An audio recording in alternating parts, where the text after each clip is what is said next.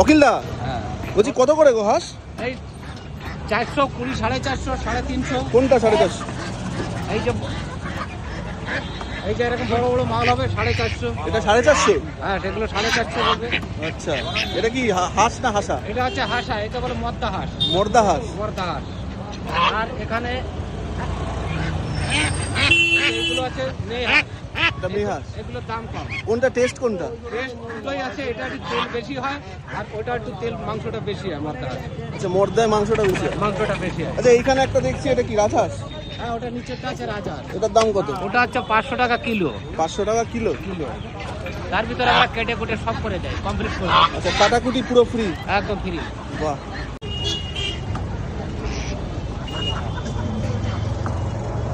এটা কি হাঁস? হ্যাঁ এটা হচ্ছে মর্দা হাঁস। মর্দা।